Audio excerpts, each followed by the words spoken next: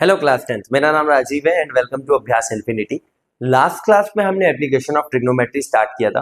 क्या होता है angle of elevation, angle of depression, कौन से ट्रिग्नोमेट्रिक रेशियोस आपको पेपर में आने वाले याद रखने, √2 √3 की वैल्यूज याद करके आगे बढ़ना है और कुछ अच्छे क्वेश्चंस हमने लास्ट क्लास में किए। आज की क्लास में लेवल 2 होने वाला है, यानी कि कुछ क्वेश्चन एनसीईआरटी के और कुछ क्वेश्चन की प्रैक्टिस आप करेंगे।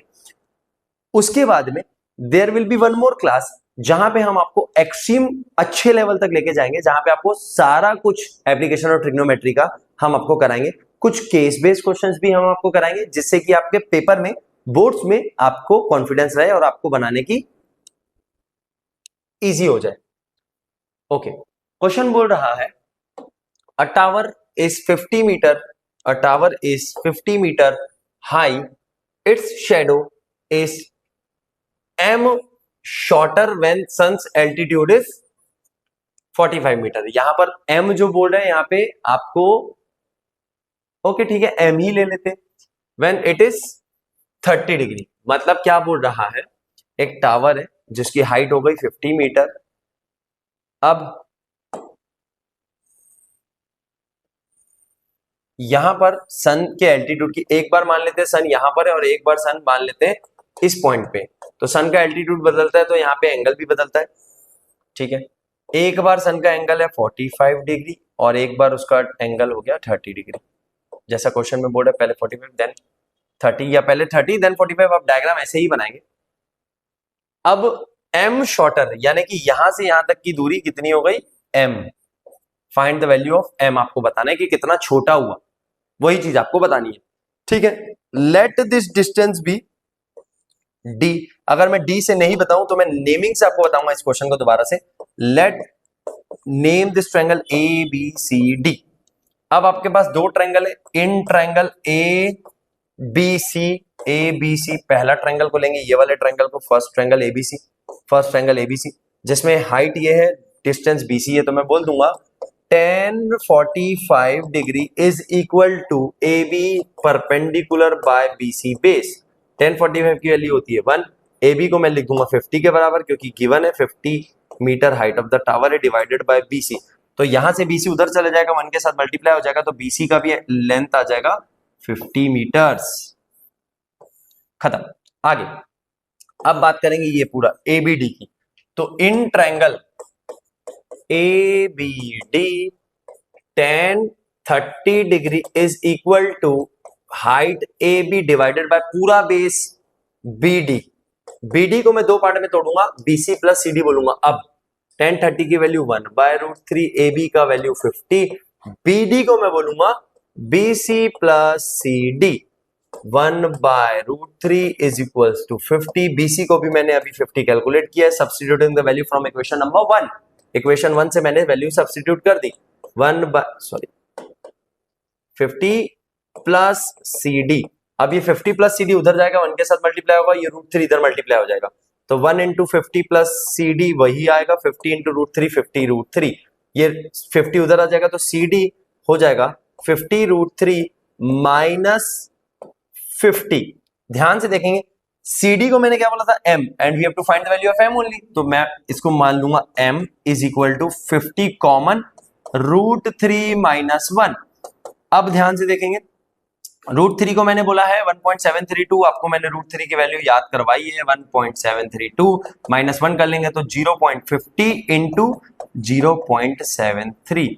आपको मल्टीप्लाई करना है इसको 1.732 यहां पे लेना है और उसमें 1 माइनस कराना है, तो 0.732 इंटू 50, 2 5 जो 10, 0 1 कैरी 16, 1 कैरी 7 5 जो 35 and 1 36। अब 0 है तो यहां पे आ जाएगा ये,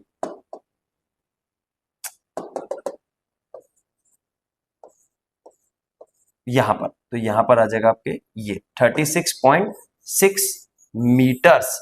m की वैल्यू, यानी कि जो शेडो, ये जो लेंथ पूछा था आपसे, शेडो की लेंथ जो छोटी हो गई, वो लेंथ आपने बता दिया 36.60 मीटर। खत्म। आगे बढ़ते, नेक्स्ट क्वेश्चन पे चलते हैं, उसको समझने की कोशिश करते हैं। क्वेश्चन में बोल रहे हैं 2 पोल्स, एनसीईआरटी से लिया हुआ question, 2 poles of equal height standing on opposite side of each other और the other side of the road. 80 metre wide road, ठीक है, 80 मीटर वाइड रोड है, यानी रोड का जो विड्थ हो गई वो हो गई 80। दो इक्वल पोल्स यानी कि ये और ये पोल 1 पोल 2, बट लेंथ दोनों की बराबर, दो पोल्स।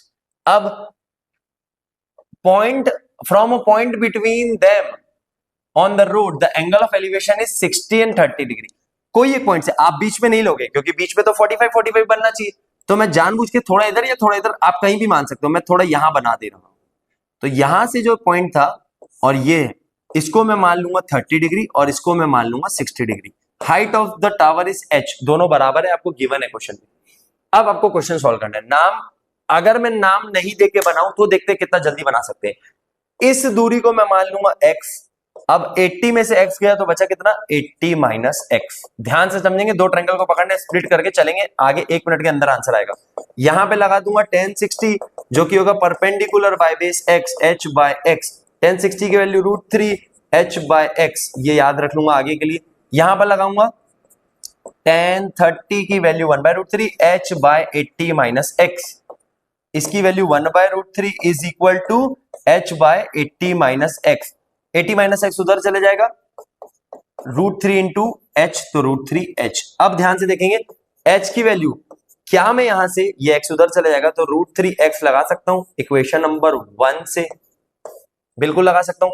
सब्स्टिट्यूट कर देंगे, 80 minus x is equal to h √3 था, h √3 था, h की जगह मैं क्या लगा दूंगा इक्वेशन 1 से, h की जगह लगा दूंगा √3x, और ऑलरेडी एक √3 है, √3 इंटू √3 3x, 80 माइनस x, ये उधर चले जाएगा, 80 इज इक्वल जाएगा तो ये हो जाएगा 4x, x की वैल्यू आ जाएगी 80 बाय 4, इट इज 20 मीटर्स।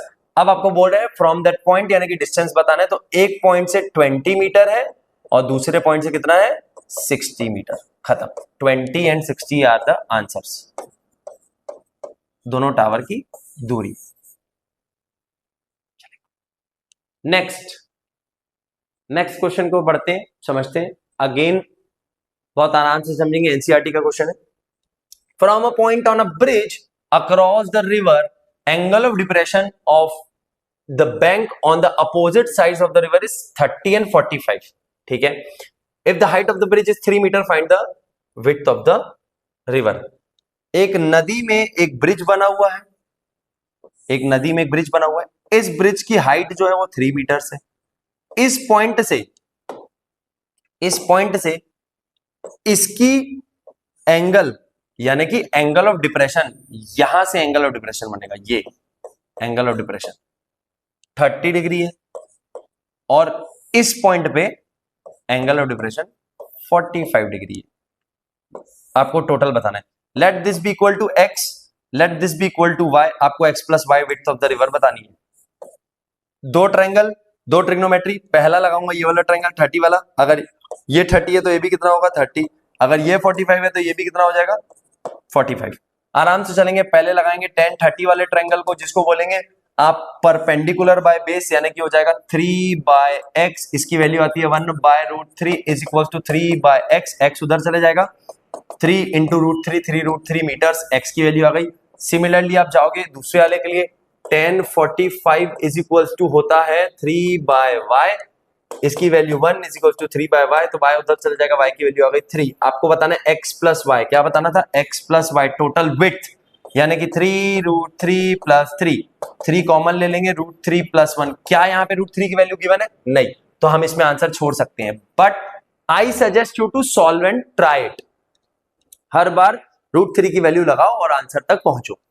यहां पर मैं अगेन आपको बोल रहा हूं, हम शॉर्टकट से कर रहे हैं ताकि आपको मैं समझा पाऊं, कंसेप्चुअल क्लैरिटी दे पाऊं, बट आपको यहां पे पूरे ट्रायंगल का नाम देना है, ABC, BCD, ऐसे नाम दे दे के आप आगे बनोगे, आगे बनाओगे और क्वेश्चंस को स्टेप वाइज बताओगे, जैसा मैंने आपको पहले की क्लास में, पहले के क्वेश्चंस में बताए हैं। मैं शॉर्टकट में बताने का मतलब इसलिए रख रहा हूं क्योंकि आपको समझा पाऊं कि बोल क्या रहा है और इंटरप्रिटेट कैसे करना है। आगे बढ़ते हैं। Okay, now as observed from a 75-meter high lighthouse from the sea level, the angle of depression of two ships is 30 and 45, एक 30 दूसरा 45। If one ship is exactly behind, मतलब एक के पीछे दूसरी शिप है। अगर आप लाइट हाउस पे हो आप ऐसा भी मान सकते हो कि एक इधर एक इधर, लेकिन यहां पे बता रहा है कि एक के पीछे दूसरी ship. On the other same side of the light house find the distance between the two ship. Light house के ऊपर आप खड़े हो गए हो यहां कहीं पे, यहां से ऑब्जर्व कर रहे हो ship number 1 and ship number 2। Let the ships are A and B, ये पॉइंट पे जहां पे मिल रहे हैं उसको मान लेंगे सी, जहां से आप देख रहे हो उसको मान लेंगे डी। अब यहां से एंगल ऑफ डिप्रेशन की बात हो रही है, तो पहले वाले का एंगल ऑफ डिप्रेशन और दूसरे वाले का एंगल ऑफ डिप्रेशन दोनों गिवन है। एक को बोल देगा 30 डिग्री, एक को बोल देगा 30 डिग्री और एक को बोल देगा 45 डिग्री, जो क्वेश्चन में बोल रहा है। अगर ये 30 है तो ये वाला भी कितना होगा? If this is 30 then this will also be equal to 30 degree. If this is 45 then this will also be equal to 45 degree. Getting it? 45 degree. अब आपको दो ट्रायंगल पकड़ने, इन ट्रायंगल DCA और दूसरा ट्रायंगल कौन सा है? In triangle DCB। DCB पहले ट्राई करेंगे हमेशा 45 डिग्री वाले को, क्योंकि उसमें 1 आता है, बहुत आसानी से बनाएंगे। तो tan 45 will be equal to perpendicular DC by base CA। tan 45 की value 1 DC by CA, CA उधर CD उधर चला जाएगा। आपको CD की लेंथ भी ऑलरेडी बता दी है कि 75 में हाइट 75 मीटर, तो CD की वैल्यू क्या आ जाएगी? 75, ओहो सॉरी, और ये क्या है? CA। तो AC या CA will be equal to CD यानी कि 75 मीटर, ये आ गया। अब अगले पार्ट में चलेंगे, अगेन परपेंडिकुलर बाय पूरा बेस, तो बेस को मैं बार बार डिवाइड कर रहा हूं, आप भी करेंगे। tan 30 is equal to perpendicular यानी कि CD बाय बेस 7। इसको मैं अभी के लिए AC प्लस AB लिख रहा हूं और आपको AB बताना है, distance between two ship, right. आपको D बताना है, उसको मैं D मान लूंगा। तो यहां से हो जाएगा tan 30 की value 1/√3 is equal to CD यानी कि 75, ये भी हो जाएगा 75 plus small d, what we have to find small d। Cross multiplication करेंगे, ये हो जाएगा 75 प्लस d, ये उधर आ जाएगा, हो जाएगा 75√3। 75 उधर जाके माइनस हो जाएगा, 75 उधर जाके माइनस हो जाएगा, तो मेरा d का वैल्यू आ जाएगा 75 माइनस 75√3 माइनस 75। 75 कॉमन ले लोगे, 75√3 माइनस 1 कॉमन लेने पर इन मीटर्स। कई बच्चे इस लेवल पे आंसर छोड़ते हैं, आप भी छोड़ सकते हो, अनलेस यहां पे 1.732 नहीं दिया हो या √3 की वैल्यू नहीं दी हो। बट मेरा सजेशन आपको यही है, try to find the value from in decimal places. 1.732 लगाओ, आधा मिनट या 1 मिनट लगेगा मल्टीप्लीकेशन करने में, लेकिन वो मल्टीप्लीकेशन का रिवॉर्ड बड़ा हो सकता है। कई बार टीचर्स के पास आंसर शीट जब चेक करने आती है तो उसमें आंसर लिखे रहेगा 17.32, आपका आंसर होगा 10√3। कई बार टीचर गलती में मिस कर जाते हैं कि ओके 10√3 ही तो होता है 17.32। आप वो गलती मत करना, आप सॉल्व करना, डेसिमल प्लेसेस तक जाओ, आंसर में 1 मिनट शायद लगना है आपको कैलकुलेट करने में, तो वो 2-1 मिनट। ओके, तो यहां तक कि हमने ये क्वेश्चन समझा। अब नेक्स्ट क्लास में हम समझने वाले हैं कुछ बहुत ही अच्छे लेवल के क्वेश्चंस जो कि रिपीटेडली बोर्ड्स में आए हैं, कुछ ऐसे क्वेश्चंस जो बोर्ड में आने की चांसेस रखते हैं या आ सकते हैं। केस बेस की तैयारी करेंगे। पूरी क्लास को समझने के लिए पूरे वीडियोस देखने पड़ेंगे। आज की क्लास में बस इतना ही, देखते रहिए, आगे बढ़ते रहिए। Thank you.